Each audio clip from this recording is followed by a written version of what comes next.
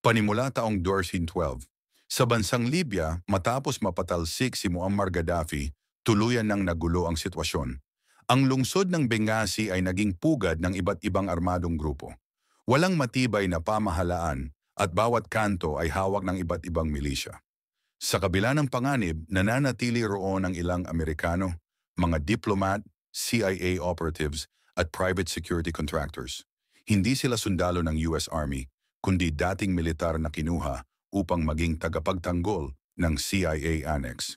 Ito ang kwento ng 6 na lalaki na tinawag na Annex Security Team na humarap sa imposible ang depensahan ang sarili at mga Amerikano laban sa libu-libong rebelde. Sa unang bahagi ng pelikula, ipinakilala sina Jack Silva at Tyrone Ron Woods. Si Jack ay bagong dating sa Benghazi at si Ron naman ang leader ng security team. Kasama rin nila sina Chris Tanto Paronto, palabiro pero palaban. Mark Oz Geist, kalmado at tactical. John Tig Tigan, tahimik pero matapang. Dave Boone Benton, veteranong sniper. Sila ang 6 na haligi ng proteksyon ng CIA Annex.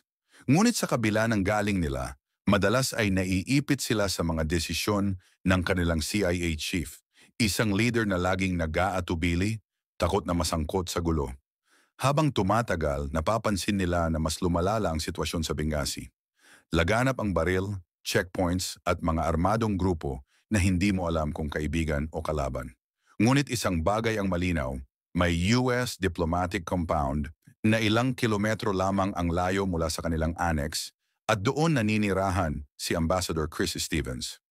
Si Ambassador Stevens ay respetado sa Libya, ngunit alam ng lahat na delikado ang kanyang kinalalagyan.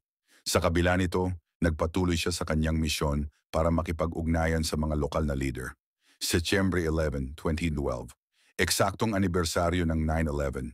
Sa compound ng Ambassador, biglang lumusob ang daan-daang armadong rebelde. Wala silang awang nagpaputok ng baril at naghagis ng granada.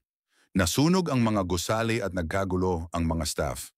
Agad na nagpadala ng tawag ng tulong ang compound papunta sa annex, sa 6 na security contractors. Ngunit dito nagsimula ang kontrobersya, pinigilan muna sila ng kanilang CIA chief. Ang utos, stand down.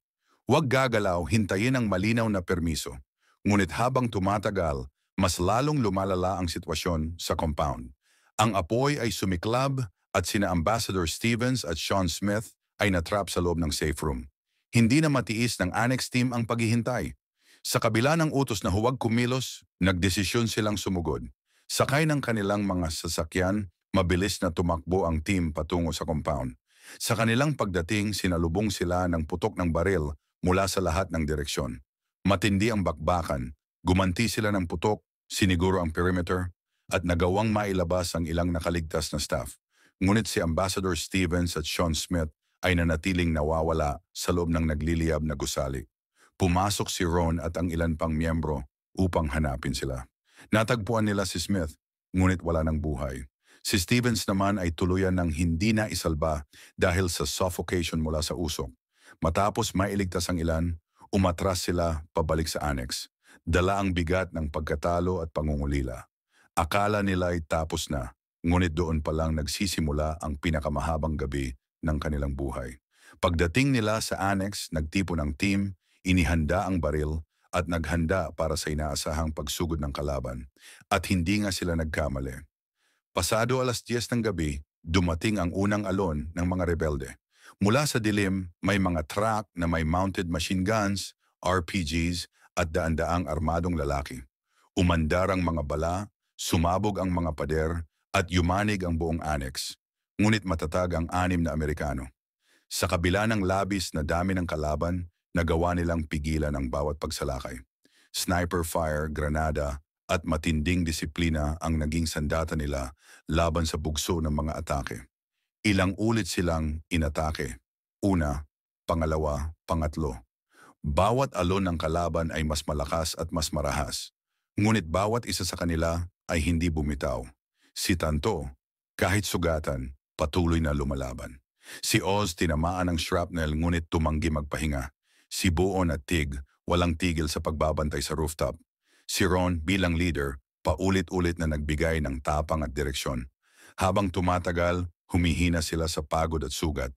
Ngunit pinipilit nilang tumagal hanggang may dumating na tulong, na sa kasamaang palad, hindi agad nakarating. Madaling araw, ang pinakamalakas na atake ang dumating. Sunod-sunod na RPG at mortar ang bumagsak sa annex. Sa rooftop, tinamaan si Ron ng isang malakas na mortar strike. Siya ay agad na bumagsak, wala ng buhay. Kasabay din nito si Oz ay malubhang na sugatan, halos naputol ang kanyang kamay. Ngunit kahit ganoon, patuloy pa rin siyang lumaban. Ang ilan pa sa team ay sugatan, ngunit hindi sila sumuko.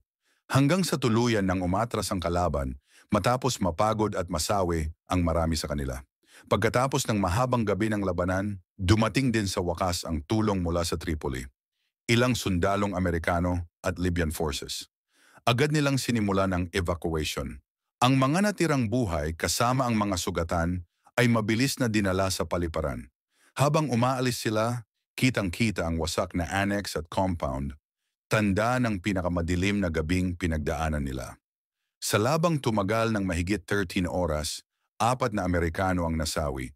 Ambassador Chris Stevens, Sean Smith, IT Officer Tyrone Rohn, Woods Glen Bob Doherty, dumating bilang reinforcements. Ang 6 na security contractors na tumindig sa Benghazi ay kinilala bilang mga bayani, hindi dahil sa utos ng gobyerno, kundi dahil sa sariling desisyon nilang ipaglaban ang buhay ng iba. Ang kanilang sakripisyo ay nagsilbing paalala na minsan, ang tunay na tapang ay hindi nakikita sa dami ng sundalo, kundi sa iilang handang tumindig para sa tama.